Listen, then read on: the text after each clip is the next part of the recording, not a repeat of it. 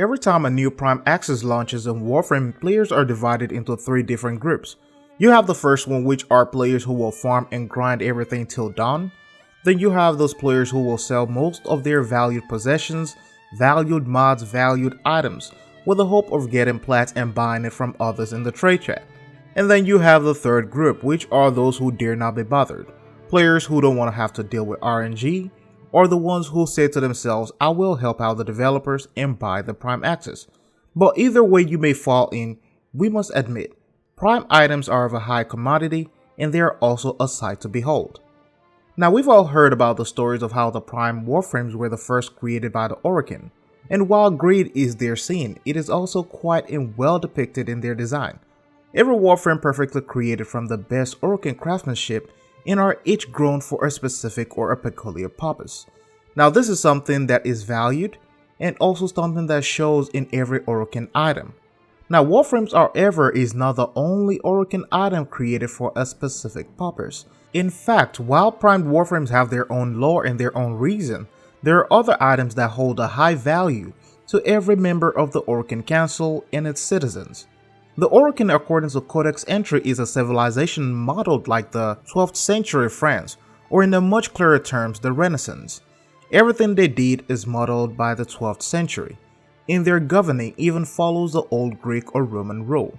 The history books tells us that the ruling class of this era valued their military because they protect the wealthy and also because they protect the crown.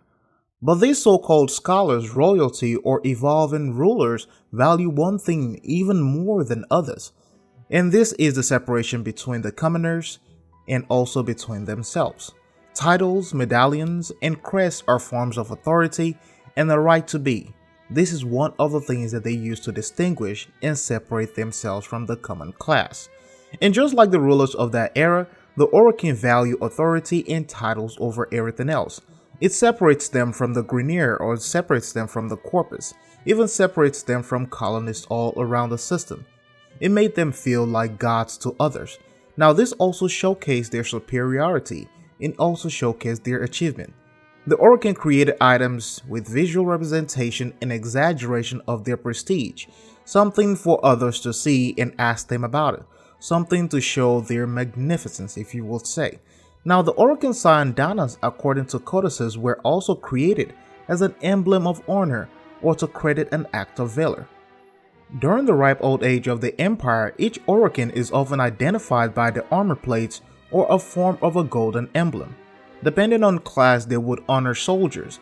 Depending on these things, they will honor Archimedeans, and they also have different members of society with special veils, Sayandanas, or even weapons. Now different Sayandanas were awarded for specific reasons and are to be worn during specific times. The Mesa Prime Sayandana was worn by temple guardians only, while the Sikuta Sayandana was worn by Ateno during the purification process. The same goes for each Sayandana, as they represent status, occasion, and also different class.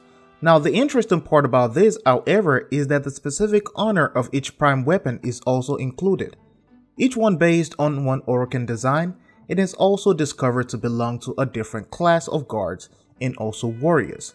This will also be seen as Teshin currently wears 2 Nakanas, while Bayless holsters a golden blade.